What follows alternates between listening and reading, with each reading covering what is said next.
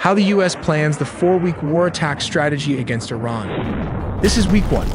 The operation begins with US Navy destroyers firing Tomahawk cruise missiles from hundreds of miles out, designed to completely blind and crush the enemy's anti-air defenses. This is week 2. The objective shifts to destroying the entire Iranian naval fleet.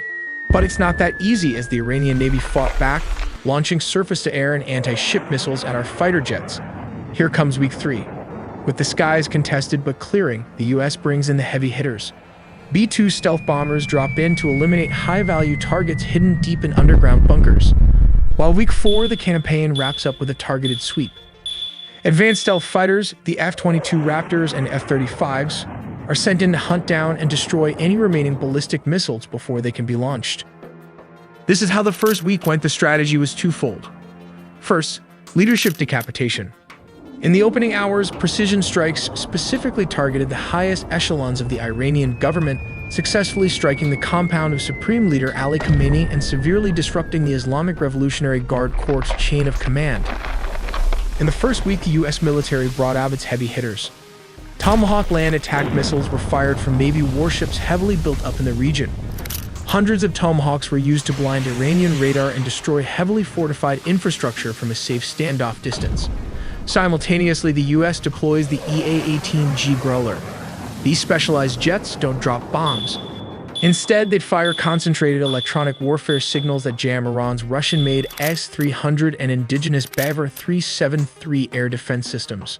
The enemy radar screens literally go blank.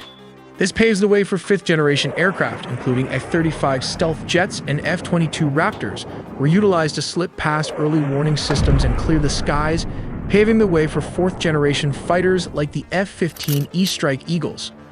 After the anti-air defense system were destroyed by these aircrafts, the U.S. Central Command brought out the Cold War-era massive B-52 strategic bombers operating directly over Iranian airspace, dropping heavy payloads on military complexes and IRGC command centers.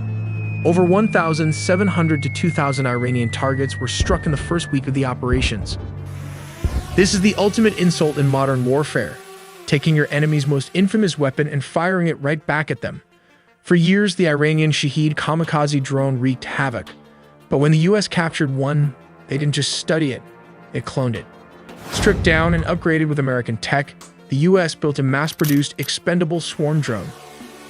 In a devastating twist of irony, they launched these one-way attack drones straight back into Iranian airspace. This is week 2 is about taking away the enemy's ability to hit back. First up is the Jashin. When this Iranian fast attack craft approached a US surface action group, it fired a US-made Harpoon missile, a remnant from pre-revolution arms sales. The US cruiser USS Wainwright successfully evaded it using electronic countermeasures and chaff. The US ships instantly returned fire, sinking the Jashin in what became the world's first ever missile duel between warships. Then came the Sahand. This Iranian frigate sailed out to challenge the US fleet and fired at passing aircraft. The response was immediate. Navy attack jets and the destroyer USS Joseph Strauss swarmed the vessel, pummeling the Sahand with missiles and heavy bombs until it caught fire and ultimately sank after its own munitions detonated. Later that same afternoon, a third ship, the Savalan, tried its luck. The frigate fired a surface-to-air missile at a US jet. The pilot simply dodged the missile, looped right back around, and dropped a 500-pound laser-guided bomb directly down the ship's exhaust stack. The internal explosion completely crippled the vessel. The overarching goal behind all of this was to secure the Strait of Hormuz, the single most critical choke point for global oil. Then comes the third week, launching $2 billion stealth bomber again to hit the underground nuclear programs. The problem is, these aren't just buildings you can level. They are heavily fortified subterranean labyrinths buried deep beneath solid rock. If you wait too long, the enemy moves their most critical assets, nuclear enrichment fuels, into impenetrable bunkers. So the military drops this specialized deep penetration munitions, massive bunker busters designed to slice through the earth and detonate inside the mountain. It's a surgical, violent procedure meant to collapse the underground networks entirely, setting the nuclear program back by decades. By week 4, you've achieved full air superiority.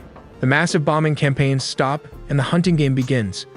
F-22 Raptors and F-15s take over, aggressively patrolling the entirety of Iranian airspace. They are kept continuously aloft by a steady rotation of flying tankers. It becomes a highly coordinated hunt.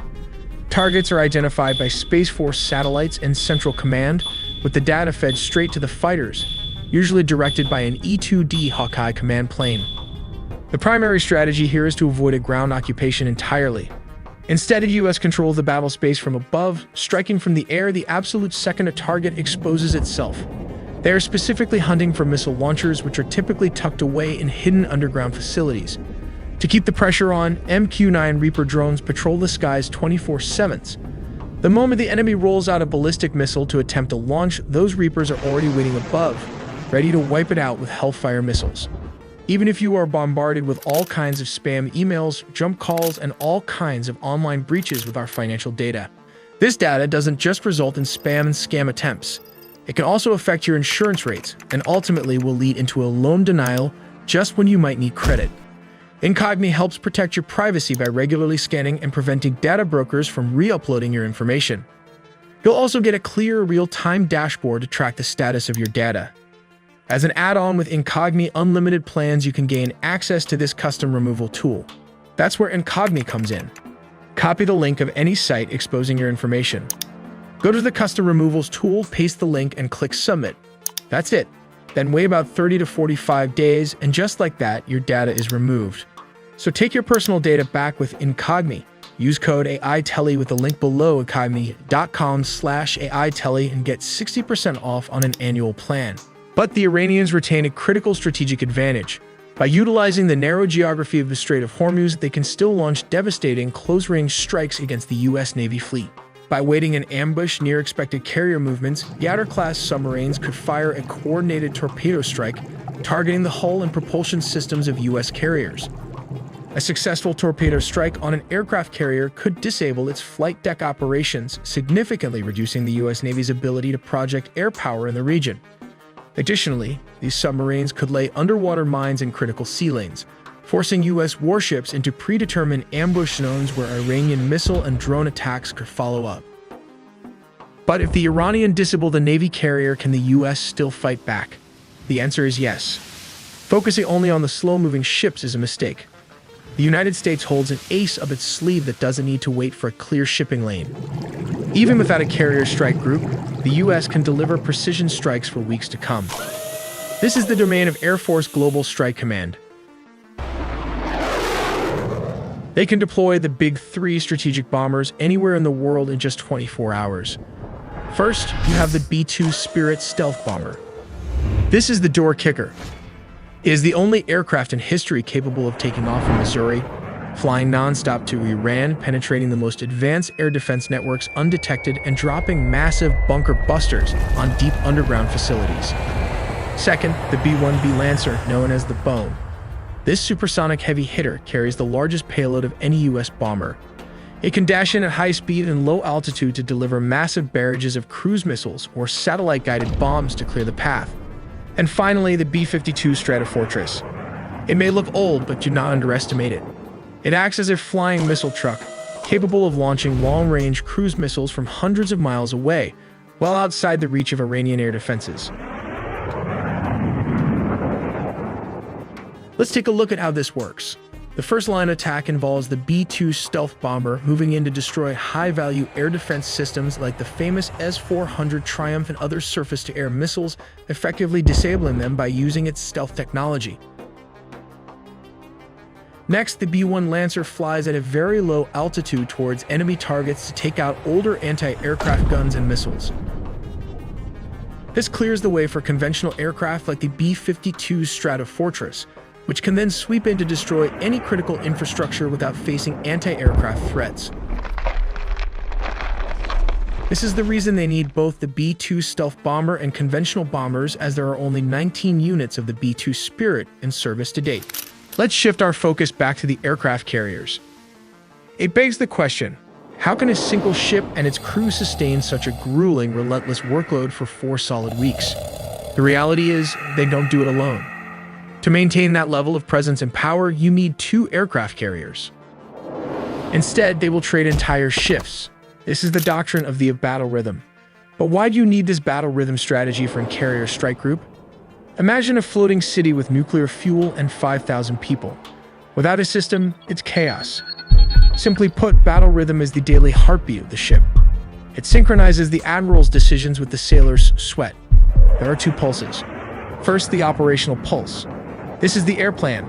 For 12 to 15 hours, the ship runs continuous cycle operations, launching and catching jets every 60 to 90 minutes. It is a deafening, non-stop assembly line of violence. Second, the command pulse.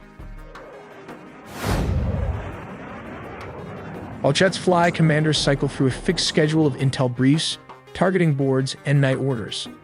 Battle rhythm turns 24 hours of chaos into a sustainable routine of war. If you lose the rhythm, you lose the fight. We make original videos animated by humans from scratch, so please subscribe